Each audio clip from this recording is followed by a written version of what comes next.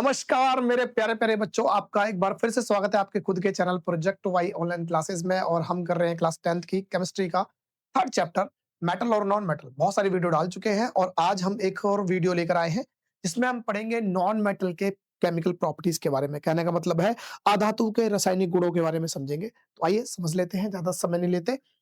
और सबसे पहले दिमाग में चलेगा व्हाट इज नॉन मेटल। तो जैसे हमने मेटल को समझा था वैसे ही हमने नॉन मेटल को भी समझना होगा। आइए समझ लेते हैं।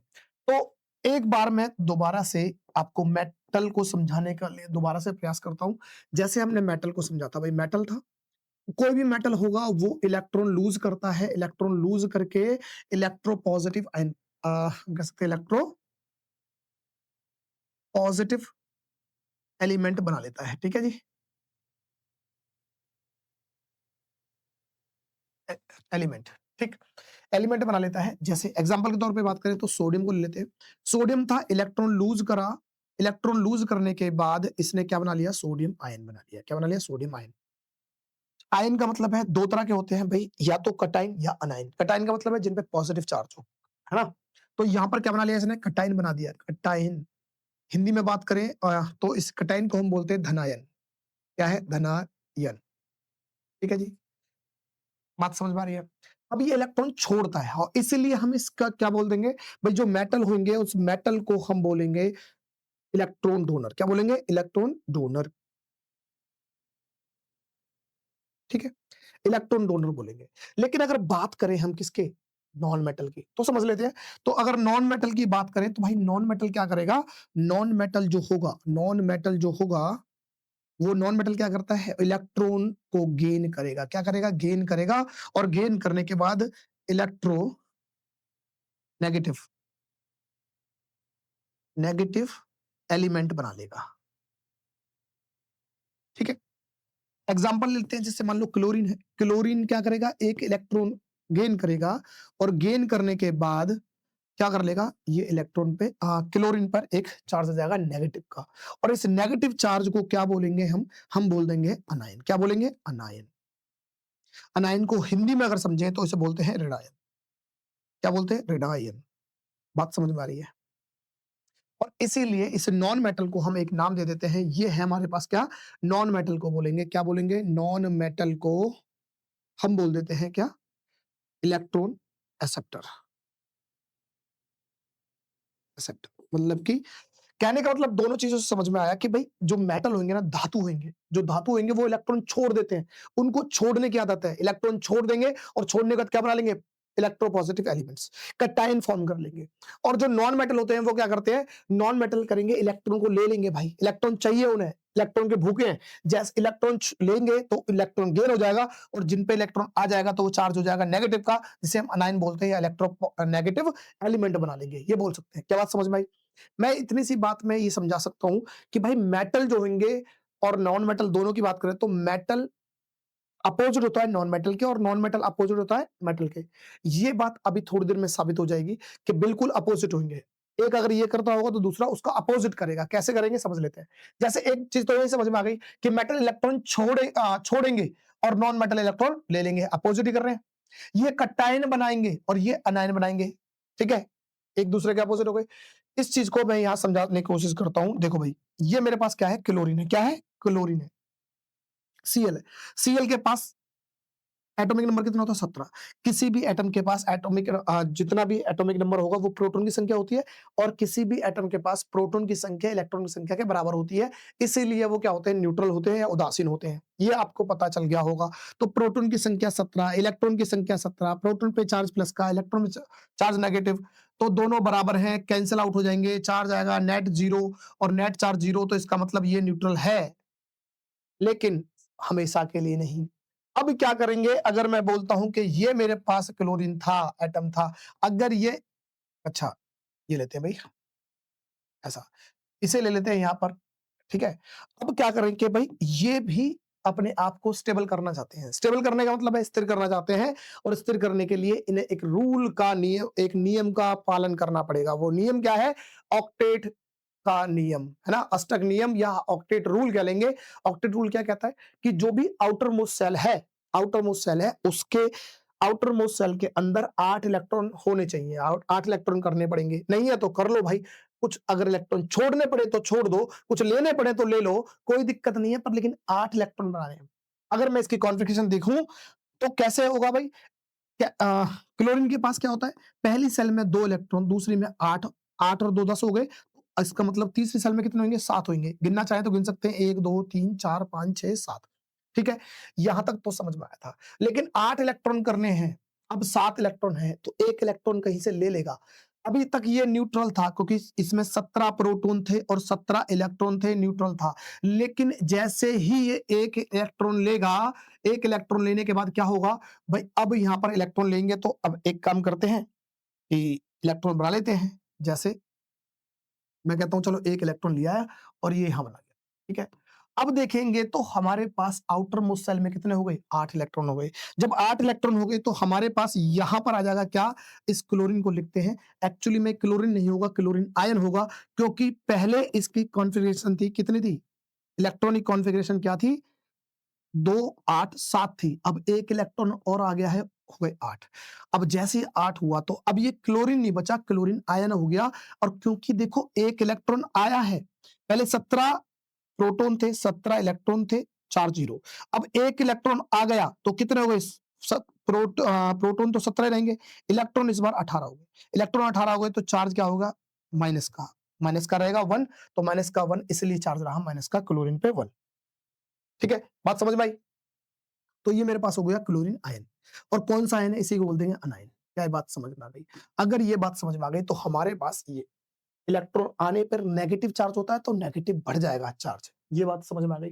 तो हम अब पूरी तरह से ये कह सकते हैं कि भाई क्या है नॉन मेटल? तो they gain electrons to form negative ions, और जिसे हम बोलते हैं अनायन। तो अधातु क्या होगा? धातु इलेक्ट्रॉन लेकर एक नेगेटिव चार्ज ले लेता है, धारण कर लेता है, जिसे हम अनायन या ऋणायन बोलते हैं। ये बात समझाने की कोशिश कर रहा था। आई होप कि आपको समझ में आ गया हो। अब बात करेंगे कि भाई अगर ये नॉन मेटल है, तो रिएक्ट भी करेंगे किसी न किसी से।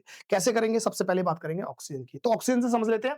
जैसे नॉन मेटल ऑक्सीजन से रिएक्ट करके नॉन मेटल के ऑक्साइड्स बनाते हैं। अभी समझते हैं कि क्या बनाएंगे ऑक्साइड्स, ठीक है? जैसे मैंने लिया कार्बन, कार्बन लिया सॉलिड था और हमने लिया ऑक्सीजन गैस है। अब जलाएँगे क्योंकि कंबशन रिएक्शन है। अगर जलाएँगे तो जलाने में क्या होगा भाई? कार्बन को जब ऑक्सीजन से जलाएँगे, क्योंकि कोई भी चीज़ जलेगी तो ऑक्सीजन के प्रेजेंस में जलेगी। अगर ऑक्सीजन नहीं है तो जल भी नहीं सकता। ये रहा गैस। हमने जला दिया और जलाने के बाद क्या बना दिया? कार्बन डाइऑक्साइड गैस बन गया। गैस बन गया और साथ में हीट निकली है भाई। ठीक है? हीट निकल गई, लाइट भी निकलेगी थोड़ी बहुत। हम कह सकते हैं लाइट भी चलो निकली थोड़ी बहुत। ठीक है? ओके। लेकिन ये कंडीशन कब होगी? देखो कार्बन जल रहा है, कोयला जल रहा है। ये क्या है? कोयला है। ठीक है? ऑक्सीजन की जला रहे हैं तो मतलब कि ऑक्सीजन के प्रेजेंस में रिएक्शन कर रही है। अगर कोयला जला रहे हैं और लेकिन ऑक्सीजन क्या होनी चाहिए? पर्याप्त। क्या होनी चाहिए? पर्याप्त होनी चाहिए। या हम बोल सकते हैं सफिशिएंट अमाउंट में होनी चाहिए। क्या होना चाहिए? सफिशिएंट अमाउंट में। सफिशिएंट अमाउंट में होनी चाहिए। ऑक्सीजन होनी चाहिए।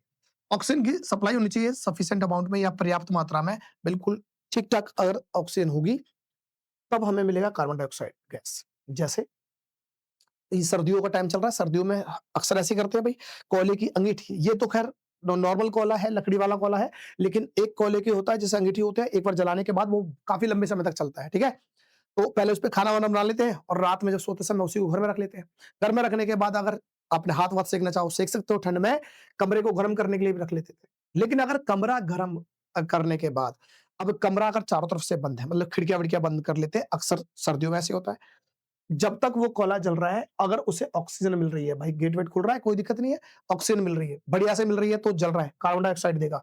लेकिन जैसे ही कमरा आप बंद करके सोने लग जाओ, अब क्या होगा? कमरे में जितनी ऑक्सीजन थी, उसे तो यूज़ कर लिया आग जलाने में, कोयला जल रहा है। अब कमरे में से अब ऑक्सीजन खत्म हो गई और कम अगर ऑक्सीजन के प्रेजेंस में अगर कोयला जलेगा, अब यही रिएक्शन क्या बना देगी भाई? कार्बन ले लेते हैं, कार्बन मतलब कोयला, ऑक्सीजन की अब सप्लाई थोड़ी-सी कम हो गई है और जब सप्लाई कम हो जाएगी तो ये बना देगा कार्बन मोनोऑक्साइड। क्या बोलेंगे इसे? कार्बन मोनोऑक्साइड गैस बनाएगा। और ये कार्बन जो मोनोऑक्साइड होगी, हमें बस इतना समझना है, लाइट हीट को छोड़ते हैं, बस कार्बन मोनोऑक्साइड, और ये होती है पॉइज़नस गैस। क्या होती है? Poisonous gas. तो ऐसे देखा गया है कि जब सर्दियों में कोयला जो पुराना वाला कोयला था, अगर उसे जला रहे हो और आपका कमरा बंद है, वो अब ऑक्सीजन नहीं रही कमरे में, अब कम ऑक्सीजन में अगर जलेगा, कार्बन मोनोऑक्साइड आएगा और ये कार्बन मोनोऑक्साइड देखो, कार्बन मोनोऑक्साइड ज़्यादा खतरनाक है कार्बन डाइऑक्साइड से। क्यों?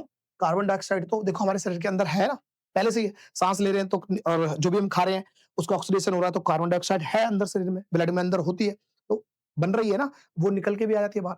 लेकिन कार्बन मोनोऑक्साइड अगर एक बार बनी और वो आपके हीमोग्लोबिन जो आपके ब्लड के अंदर होता है, जो आपके ऑक्सीजन का कैरियर होता है, ऑक्सीजन को सारी जगह बॉडी के हर पार्ट में आपको क्या करा ट्रैवल कराएगा, पहुँचाने का काम करता है, अगर कार्बन मोनोऑक्साइड दिखाई दी। कहने का मतलब मैं कहूँ कार्बन मोनोऑक्साइड दिखाई दे और एक कार्बन डाइऑक्साइड दिखाई दे, तो वो ज़्यादा करीब-करीब 250 टाइम ज़्यादा प्रेफ़र करेगा कार्बन मोनोऑक्साइड को उठाने का।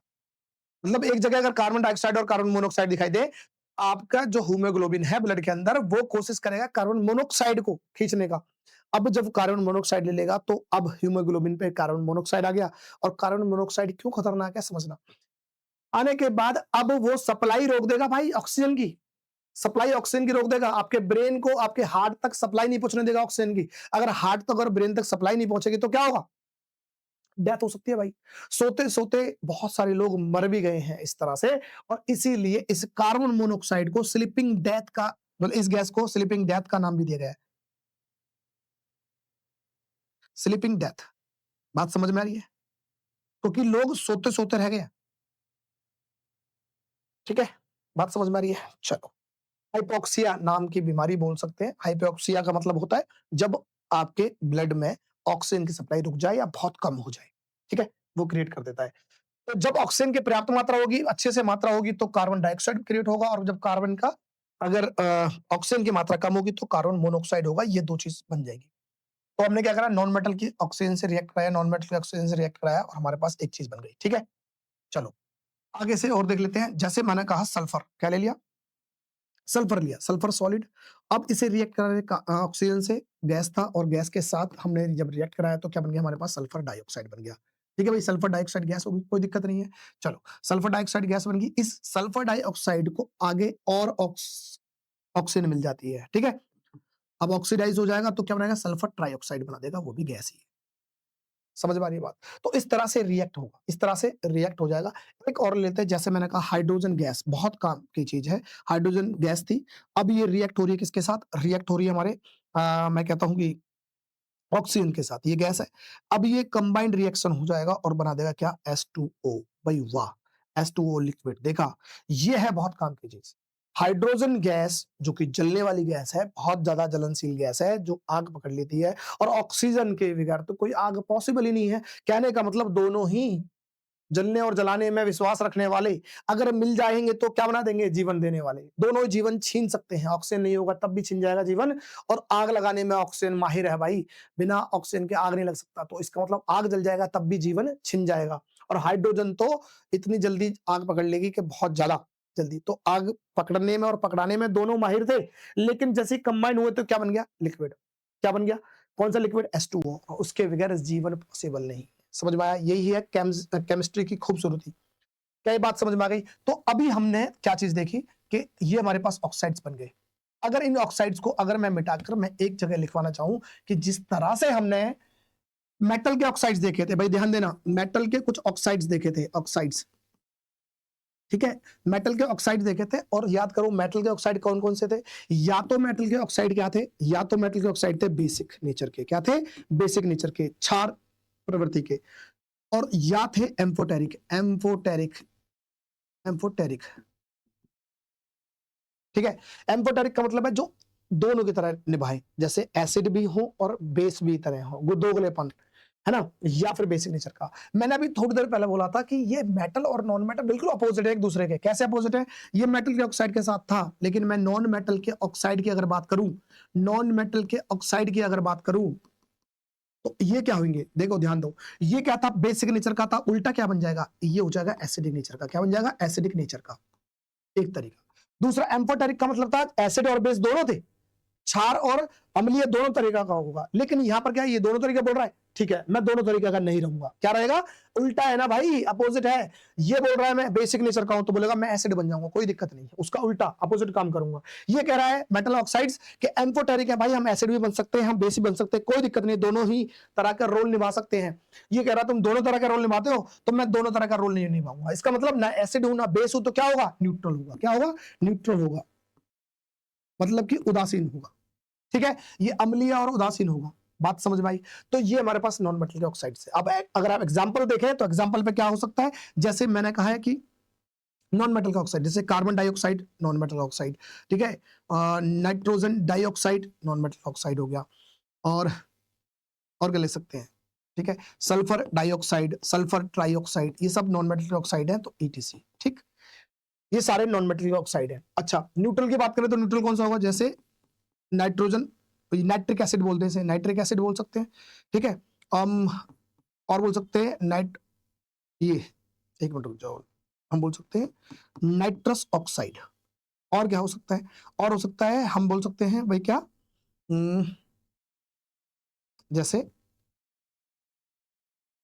कार्बन मोनोऑक्साइड, और साथ में हम ले सकते हैं H2, इतना ही काफी है। ये 4 एग्जांपल हम ले सकते हैं। नाइट्रोजन मोनोऑक्साइड, नाइट्रिक एसिड बोल सकते हैं, नाइट्रिक एसिड, नाइट्रस एसिड इसे बोलते हैं, नाइट्रस ऑक्साइड।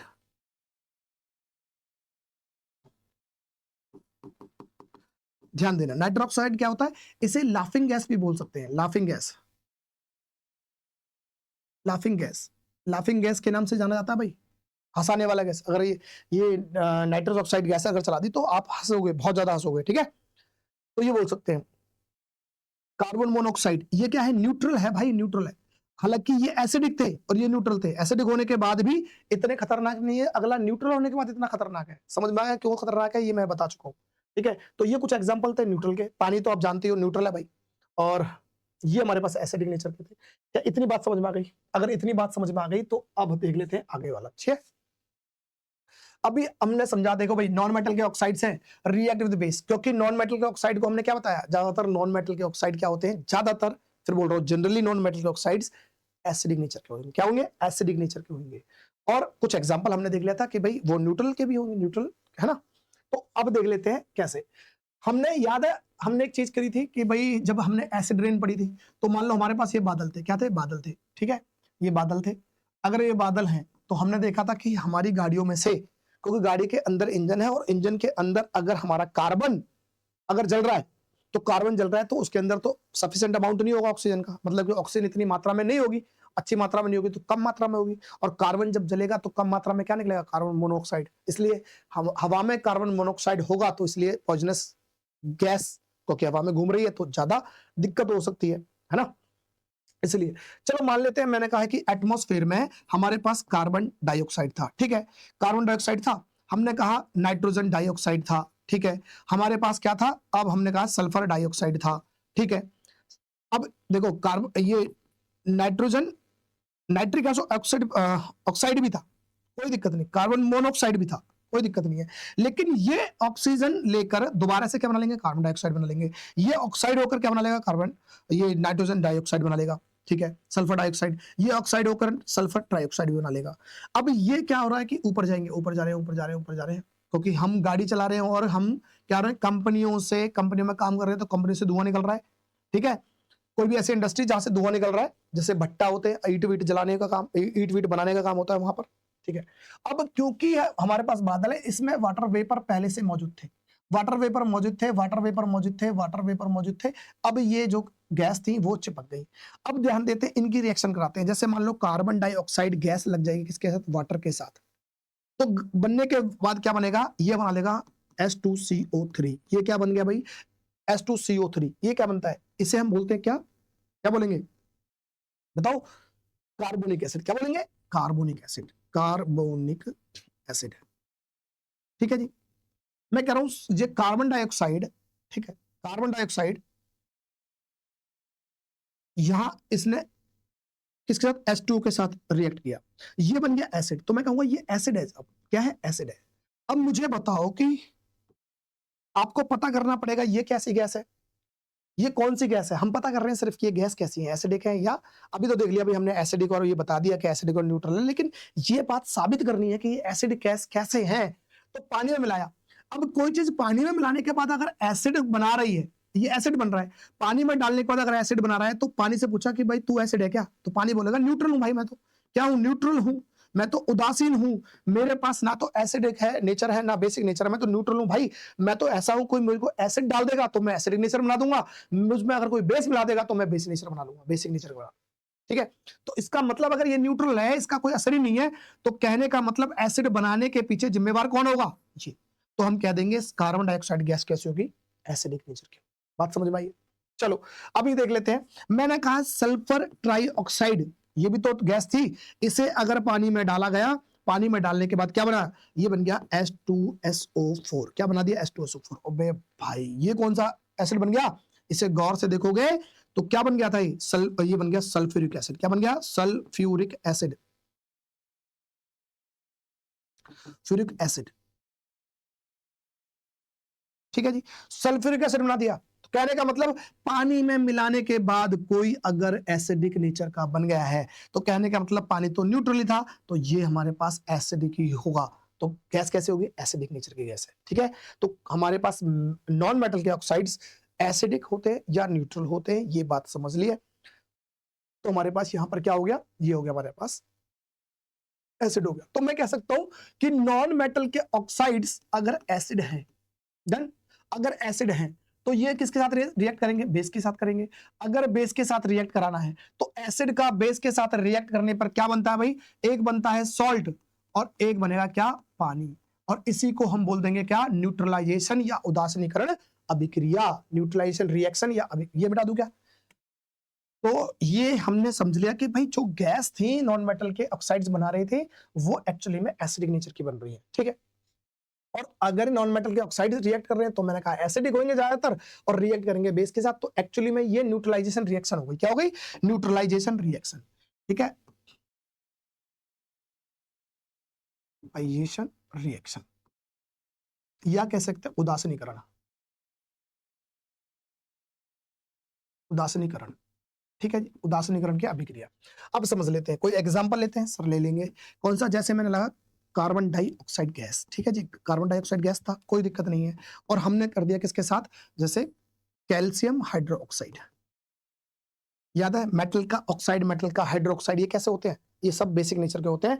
तो मैंने कहा ये गैस तो भी पता चला कि सर एसिडिक नेचर की है, एसिड है, और ये जो मेरे पास है सॉल्यूशन, ये मेरे पास है बेसिक नेचर का।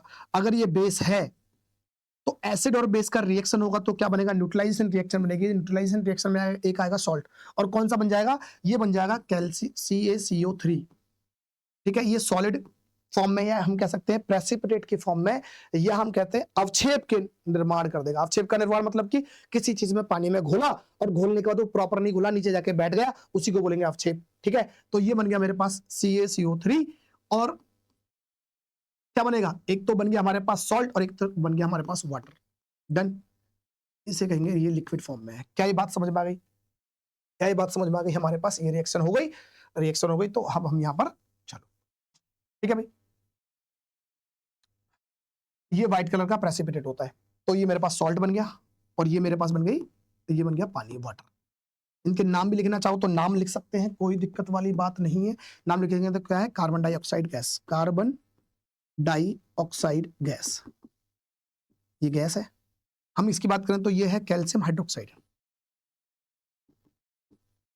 Hydroxide, calcium hydroxide. ठीक है, और ये क्या है? कैल्शियम कार्बोनेट, कैल्शियम कार्बोनेट, और ये मेरे पास है वाटर, ये मैंने लिख ही दिया है। ठीक है, H2। तो ये एक रिएक्शन हो गई। क्या और रिएक्शन देखें सर? देख सकते हैं, बिल्कुल देख सकते हैं, ये फिलहाल मिटा देता हूं। चलो एक रिएक्शन और देखते हैं। मैंने इस बार कार्बन डाइऑक्साइड गैस को अब क्या करा दिया? हमने करा दिया NaOH बेस के साथ। ठीक है, NaOH बेस के साथ करा दिया। ये क्या है मेरे पास? एक्वस फॉर्म में। ठीक है जी, एक्वस फॉर्म में है तो हमने लिया भाई। चलो, तो अब हमने इसकी रिएक्शन कराई, तो अब ये क्या है मेरे पास? ये मेरे पास एसिडिक था भाई, एसिड था, और ये मेरे पास पता है स्ट्रॉन्ग बेस है, तो बेस के साथ एसिड को रिएक्ट कराएंगे तो बनेगी न्यूट्रलाइजेशन रिएक्शन, उदासीनीकरण बनेगा। एक तो लवण या जिसे हम सॉल्ट बोलते हैं, और एक बनेगा हाइड्रोजन वाटर बनेगा, जिसे हम पानी बोलते हैं, सीधी सीधी सी बात है। इसके साथ रिएक्ट कराएंगे तो क्या बनेगा, ये बनेगा सोडियम कार्बोनेट। सोडियम कार्बोनेट पहले लिखेंगे सोडियम का Na और कार्बोनेट का CO3। अब बैलेंस करेंगे इसे, थोड़ा सा न्यूट्रलाइज है ना, न्यूट्रल करने की कोशिश करेंगे। सोडियम पे चार्ज 1 है और कार्बोनेट पे चार्ज 2 का है, ऐसे घुमा देंगे तो क्या बन जाएगा, 1 इधर आ जाएगा और 2 इधर आ जाएगा, तो ये बन जाएगा सोडियम कार्बोनेट। ठीक है भाई, कोई दिक्कत नहीं है। ये बन जाएगा मेरे पास एक्वस, और साथ में क्या होगा, मेरे पास बनेगा वाटर। तो वाटर तो लिक्विड है ही है, ये रहा वाटर लिक्विड। बैलेंस करने की जरूरत पड़े तो देख लेना, बैलेंस करके देख लेना, कोई दिक्कत नहीं है, क्योंकि आपको बैलेंस वैलेंस सब समझा चुके हैं। ठीक है, तो आराम से कर लेना, कोई प्रॉब्लम नहीं है भाई। चलो ठीक है, तो ये मेरे पास बन गया सॉल्ट, और ये मेरे पास बन गया क्या, पानी, वाटर। न्यूट्रलाइजेशन रिएक्शन थी। इसे लिखना चाहो तो लिख सकते हैं, क्या लिखते हैं भाई, इसे लिख दे हम क्या, carbon dioxide, carbon dioxide. और ये मेरे पास है sodium hydroxide, sodium hydroxide, sodium hydroxide. और ये मेरे पास क्या है, सोडियम कार्बोनेट, कार्बोनेट। और ये मेरे पास हो गया वाटर, ये तो पता ही है। चलो, तो ये एक और रिएक्शन होगी जो कि हमारे पास क्या आती है, नॉन मेटल के ऑक्साइड की हमने बेस के साथ रिएक्शन करा दिया और हमारे पास न्यूट्रलाइजेशन रिएक्शन मिल गई। क्या बात, ठीक। चलो, रिएक्शन विद वाटर। अब बात करते हैं ये वाटर के साथ रिएक्शन करना है। ठीक है, तो मैं कहूंगा वाटर के साथ कोई रिएक्शन नहीं होगी, डन, कोई रिएक्शन नहीं होगी। अच्छा, एसिड के साथ क्या रिएक्शन होगी, तो सर एसिड के साथ, डाइल्यूट एसिड के साथ, ये एसिड नहीं है, डाइल्यूट एसिड लिखेंगे। ठीक है, रिएक्शन, कोई रिएक्शन नहीं होगी। चलो सर, 2 रिएक्शन तो खत्म हो गई, वाटर के साथ रिएक्शन नहीं होगी और डाइल्यूट एसिड के साथ रिएक्शन नहीं होगी। किसकी, नॉन मेटल की। अच्छा, कैसे नहीं होगी, वो कारण सबसे बड़ा इंपॉर्टेंट है भाई। एक बात तो ये था कि सर रिएक्शन नहीं होगी, खत्म करते हैं कहानी, लेकिन क्यों नहीं होती उसके पीछे कारण, क्योंकि साइंस का मतलब ही है कारण। अगर आपको कारण नहीं पता तो इसका मतलब साइंस आपको नहीं आती, या आप सीखना नहीं चाहते, कारण पता नहीं करना चाहते। तो पर कारण पता कर लोगे तो ज्यादा मजा आएगा। जैसे मैंने कहा है भाई वाटर, अच्छा दोनों को एक ही बार में समझा दूंगा, क्यों एसिड का रिएक्शन नहीं होता, डाइल्यूट एसिड का रिएक्शन नहीं होता, और क्यों नहीं वाटर का रिएक्शन होता नॉन मेटल के साथ। तो एक बार ही समझ लेना। मैं कहता हूं चलो वाटर है, वाटर ले लिया, और इधर कहता हूं मैं ये एसिड है। ठीक है जी, एसिड कौन सा हो सकता है, कोई सा हो सकता है, HCl ले लेते हैं, NO3 ले लेते हैं, H2SO4 ले लेते हैं, या कोई और भी एसिड। अगर गौर से देखोगे तो इन सब में क्या है, इन सब में हाइड्रोजन है, हाइड्रोजन है, हाइड्रोजन है। ठीक है जी, बात आ रही है हाइड्रोजन की, क्योंकि सारे एसिड पानी में डालने के बाद क्या मिलाते हैं, H+। ठीक है, और पानी को भी ब्रेक करेंगे तो पानी भी हमारा H+ और OH नेगेटिव में टूट जाता है। ठीक, अच्छा दूसरी बात मैंने पहले भी बता रखा है, अब भी बता रहा हूं कि जिस एलिमेंट पे अगर पॉजिटिव आयन होता है या कैटायन होगा, इसका मतलब उसके इलेक्ट्रॉन चोरी हो रखे हैं। कितने इलेक्ट्रॉन चोरी हुए, जितना उस पर पॉजिटिव चार्ज है। जैसे हाइड्रोजन है दोनों केस में, तो हाइड्रोजन पे प्लस का 1 चार्ज होता है, इसका मतलब इसमें से एक इलेक्ट्रॉन गायब हो चुका है। अब बोलेगा चलो भाई एक इलेक्ट्रॉन गायब हो रखा है, कोई दिक्कत नहीं है। अब इसकी जिद है कि भाई मेरा इलेक्ट्रॉन चोरी हुआ है, मैं पॉजिटिव H+ बना लिया मैंने, मेरा चोरी होगा इलेक्ट्रॉन, अगर आप मुझे इलेक्ट्रॉन लौटा दोगे तो मैं आराम से हाइड्रोजन बन जाऊंगा और हाइड्रोजन गैस बनकर बाहर निकल जाऊंगा, मुझे कोई दिक्कत नहीं है, आप कुछ भी करते रहो।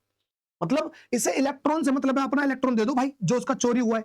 तो कहने का मतलब अगर H+ को अगर इलेक्ट्रॉन दे दिया जाए तो बना लेगा हाइड्रोजन। ठीक, अगर एक बार बना दिया, एक बार दोबारा से रिएक्ट कर लेते हैं, सही, एक दूसरा हाइड्रोजन H+ था, उसे भी इलेक्ट्रॉन मिल गया तो बना लिया हाइड्रोजन। ये दोनों मिलकर क्या बना लेंगे, गैस बना लेंगे, तो ये हमारे पास हाइड्रोजन गैस बन जाती है। लेकिन ये कब होती थी रिएक्शन, ध्यान करो। मैं कहता हूं ये मेटल, अभी नॉन मेटल को समझेंगे, पहले मेटल को समझो। कोई भी नॉन मेटल होता है, नॉन मेटल की क्या टेंडेंसी थी कि भाई इलेक्ट्रॉन छोड़ता था, लूज करता था, करता था नहीं करता था, इलेक्ट्रॉन छोड़ दिया। अब ये मेटल का जो इलेक्ट्रॉन छोड़ दिया था, वो इलेक्ट्रॉन कहां था, क्योंकि इन्हें इलेक्ट्रॉन चाहिए तो वो यहां पर इलेक्ट्रॉन मिल जाता था, ये हाइड्रोजन। दोबारा से रिएक्शन होगी, दोबारा से यही चीज, तो हाइड्रोजन गैस बनकर बाहर निकल जाता था और अपना कोई मतलब नहीं है, बाकी जो होता है होने दो, ये चलता था। ठीक है, चलो, लेकिन बात यहां तक तो समझ में आता था कि मेटल इलेक्ट्रॉन छोड़ते थे, हाइड्रोजन इंतजार करते थे इलेक्ट्रॉन मिल जाए, हम अपना हाइड्रोजन बना लेंगे, हाइड्रोजन बना के हाइड्रोजन गैस बना लेंगे और उसके बाद हम उड़ जाएंगे, कोई दिक्कत नहीं है। लेकिन अब किसकी बात हो रही है, अब तो मेटल की नहीं हो रही सर, नॉन मेटल की हो रही है। और नॉन मेटल की बात आती है तो चलो मेटल को हटा देते हैं। चलो, आज भी रिएक्शन, क्योंकि हमें किससे करनी है, पानी से करनी है और एसिड से करानी है। पानी के पास भी H+ आयन और एसिड के पास भी H+ आयन, दोनों ही इंतजार कर रहे हैं, इलेक्ट्रॉन दे दो चले जाएंगे, कोई दिक्कत नहीं है, हमें हमारा इलेक्ट्रॉन दो और हम अपना चले जाएंगे, कोई प्रॉब्लम नहीं है। लेकिन प्रॉब्लम क्या है, कि बात गलत मांग कर रहे हैं और गलत बंदे से कर रहे हैं। क्यों? अभी थोड़ी देर पहले समझा था कि नॉन मेटल क्या होते हैं? भैया ये तो इलेक्ट्रॉन लेने की टेंडेंसी रखते हैं, ये तो गेन करते हैं इलेक्ट्रॉन। बोलते हैं हमें तो उल्टे चाहिए इलेक्ट्रॉन, तुम्हें कैसे दे दे? हमें तो कोई और इलेक्ट्रॉन दे दे, तो जितने इलेक्ट्रॉन दे दोगे हम रख लेंगे, हमारे बस की नहीं है भाई तुम्हें इलेक्ट्रॉन देना। हाइड्रोजन शर्त पे भाई मैं वेट कर रहा हूं। क्या कर रहे हैं भाई? मैं वेट कर रहा हूं, चाहे तो वो पानी के साथ रिएक्ट करेगा तब भी भाई मैं वेट कर रहा हूं, मुझे इलेक्ट्रॉन दे रहे हो या नहीं? अगर दे दोगे तो मैं हाइड्रोजन बना लूंगा, ठीक है। ऐसी एसिड के साथ भी बोलता हूं, अगर हाइड्रोजन बोल रहा है वेट कर रहा हूं, H प्लस बोल रहा है मैं वेट कर रहा हूं, मुझे आप इलेक्ट्रॉन दो, मैं गैस बनकर जाऊं, कोई दिक्कत नहीं है। लेकिन ये बोल रहा है नॉन मेटल बोल रहे हैं, भाई हम पे इलेक्ट्रॉन कहां से आए? हम तो खुद इलेक्ट्रॉन लेते हैं, हम इलेक्ट्रॉन रिलीज थोड़ी कर रहे हैं। जिससे तुम्हारी बात हुई थी वो मेटल था, हम नॉन मेटल हैं, हम इलेक्ट्रॉन देंगे नहीं। ये इंतजार कर रहे हैं इलेक्ट्रॉन दे दो, ये कह रहे हैं इलेक्ट्रॉन देंगे नहीं क्योंकि हमारे बस की नहीं है। बोलता है इतने में गुस्सा होकर बोल जाता कोई बात नहीं बेटा, हमें तुम मत दो इलेक्ट्रॉन, हम इस एसिड को छोड़ेंगे ही नहीं, दोबारा से ये एसिड ही बना लेंगे। और ये कहेगा वाटर कोई मत दो मत दो, हम आपस में बने रहेंगे, हम वाटर ही बना लेंगे। तो इसका मतलब वाटर का वाटर बना रहेगा, एसिड का एसिड बना रहेगा। कब? जब अगर नॉन मेटल की रिएक्ट करा देंगे इस पानी से, पानी के साथ, और या इस किसी भी एसिड के साथ। समझ में आया बात? डाइल्यूट एसिड के साथ। तो कहने का मतलब ये हुआ वो रिलीज नहीं करते क्योंकि उनके पास तो है नहीं नॉन मेटल के साथ इलेक्ट्रॉन। अगर इलेक्ट्रॉन रिलीज नहीं करेंगे तो ये H प्लस को क्या होगा? यहाँ पर ये इलेक्ट्रॉन नहीं मिलेगा तो गैस नहीं बनेगी, और इस तरह से कोई रिएक्शन नहीं होगी दोनों के साथ, पानी और एसिड के साथ। रीजन देख सकते हैं, they do not lose electron easily like a metal. हाँ वो मेटल की तरह लूज नहीं करते तो इसलिए नहीं बनता, तो रिएक्शन कोई भी नहीं होगी इसके वाटर के साथ और आपका डाइल्यूट एसिड के साथ। ये बात समझ में आ गई? दोनों का सेम रीजन है। फिर हम बात करते हैं रिएक्शन विद हाइड्रोजन। हाइड्रोजन के साथ रिएक्ट करेंगे तो कोवलेंट हाइड्राइड बना देंगे। क्या बना देंगे? Covalent hydride. हाइड्राइड कोवलेंट का मतलब है जब समझेंगे कोवलेंट बॉन्ड्स क्या होते हैं, आगे समझ लेंगे। एक हमारे पास आयनिक बॉन्ड होंगे, एक कोवलेंट बॉन्ड बनेंगे। तो कोवलेंट बॉन्ड को समझेंगे, आयनिक बॉन्ड को भी समझेंगे अलग से टॉपिक में। फिलहाल अभी समझ लेते हैं। मैंने कहा भाई हाइड्रोजन और नाइट्रोजन दोनों को मिलाया, अमोनिया गैस में, और इस प्रोसेस को क्या बोलते हैं? Haber process. क्या बोलते हैं? Haber's process. ये हेबर प्रोसेस किस लिए काम आता है? ये हेबर प्रोसेस किस काम आता है? ये अमोनिया बनाने का काम आता है। अमोनिया क्या काम आता है? जैसे कि हम बोलते हैं ना फर्टिलाइजर, उर्वरक। तो उर्वरक में जो काम बनाने के लिए काम आता है, ये अमोनिया बनाने के लिए इंडस्ट्रियल लेवल पर। ठीक है, क्या करना है इसमें? आपने लिया हाइड्रोजन गैस, क्या ले लिया? हाइड्रोजन गैस ले लिया। आपने लिया नाइट्रोजन गैस, क्या ले लिया? नाइट्रोजन गैस ले लिया। और इसे 200 एटीएम पर क्या करते हैं? 200 एटीएम पर। और टेम्परेचर की बात करें तो 450 डिग्री सेल्सियस पर। और एज ए कैटलिस्ट की बात करें तो आयरन कैटलिस्ट की तरह काम करेगा। और जब रिएक्ट कराएंगे तो ये बना देगा क्या?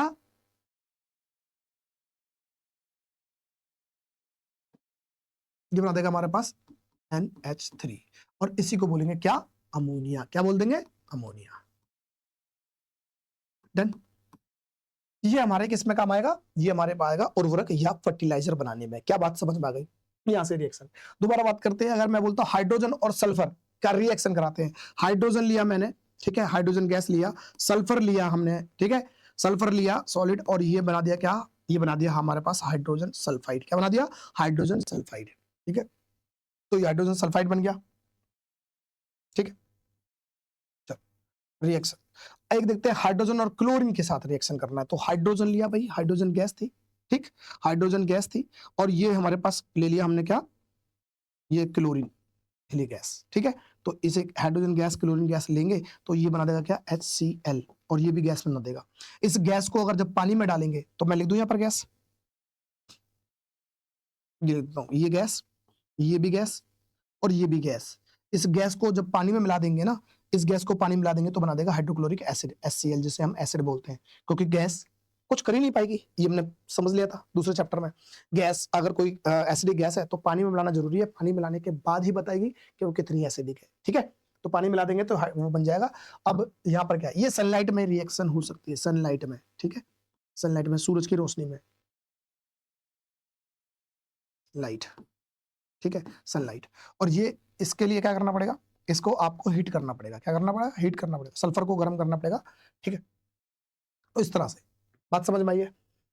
बात समझ में आ गई? ये रिएक्शन कोई दिक्कत वाली बात नहीं है। आगे जाके देखते हैं तब अब देखते हैं भाई यहाँ पर रिएक्शन बात हो रही है। देखो हमने मेटल के साथ भी देखा था रिएक्शन, क्या देखा था कि मेटल जो हाई रिएक्टिव मेटल है वो लेस रिएक्टिव मेटल को डिस्प्लेस कर देते हैं किसी सॉल्ट सॉल्यूशन में से, ठीक है। पर लेकिन हम कर रहे हैं नॉन मेटल के, तो भाई देखो नॉन मेटल होता है ना, non metal do not displace metals from salt solution, metal को डिस्प्लेस नहीं कर सकते। लेकिन कुछ होते हैं हमारे पास, कौन से नॉन मेटल होते हैं जिन्हें हम बोलते हैं हेलोजन। हेलोजन क्या होते हैं भाई? हेलोजन का मतलब है जो नमक बनाने में, सॉल्ट बनाने में बहुत बड़ी भूमिका निभाते हैं, ठीक है। जैसे हमने कहा है फ्लोरीन, अब ये जो वो है ना, जैसे मैंने कहा फ्लोरीन, ठीक है, फ्लोरीन, क्लोरीन, ब्रोमीन और आयोडीन, ये इनकी रिएक्टिविटी सीरीज है। तो हम कह सकते हैं नॉन मेटल की भी एक रिएक्टिविटी सीरीज होती है। आपके लिए इतना ही बहुत है, रिएक्टिविटी सीरीज की बात कर रहे हैं, ठीक है जी। रिएक्टिविटी सीरीज है वो, रिएक्टिविटी सीरीज का मतलब है ऊपर ज्यादा रिएक्टिव है, धीरे धीरे कम। तो जो ऊपर वाले होंगे वो नीचे वाले को रिप्लेस कर देंगे, नीचे वालों से ऊपर वाला रिप्लेस नहीं होगा। एक आध एग्जांपल समझ लेते हैं बस, उसके बाद हम खत्म करते हैं अपने वीडियो को। मैंने कहा कि भाई फ्लोरीन के साथ अगर हम बोलते हैं फ्लोरीन है, ठीक है, फ्लोरीन, अब ये रिएक्ट करना है किसके साथ है? ये रिएक्ट कर रहा है अगर NaCl के साथ रिएक्ट करेगा, ठीक है जी। रिएक्ट करेगा तो रिएक्ट करने के बाद क्या, क्योंकि फ्लोरीन इस क्लोरीन को रिप्लेस कर सकता है क्या? फ्लोरीन सर ऊपर आ रहा है, क्लोरीन नीचे आ रहा है, बिल्कुल कर सकता है। तो ये बना देगा क्या? NaF, और साथ में ये बन जाएगा हमारे पास क्या, यहां से हट गया तो क्लोरीन गैस बना देगा, ठीक है, ये बना देगा क्लोरीन गैस। और ये हमारे पास रिएक्ट हो गया, ये हमारे पास क्या था? फ्लोरीन था, फ्लोरीन था। ये मेरे पास था सोडियम क्लोराइड,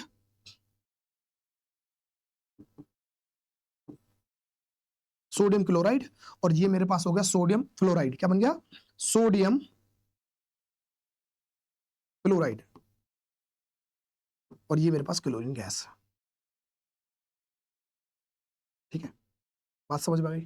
तो ये था हमारे पास रिएक्शन एक। यहां पर क्या था, क्योंकि हाई रिएक्टिव था, हाई रिएक्टिव है ना भाई, हाई रिएक्टिव इस ये वाला मेरे पास, ये नॉन मेटल था तो नॉन मेटल को रिप्लेस करेगा। नॉन मेटल क्या था? क्लोरीन था, इसने इसको रिप्लेस कर दिया। बात समझ में आ गई? क्या बात समझ में आ गई? ठीक है, तो इतना ही बहुत आज की वीडियो में।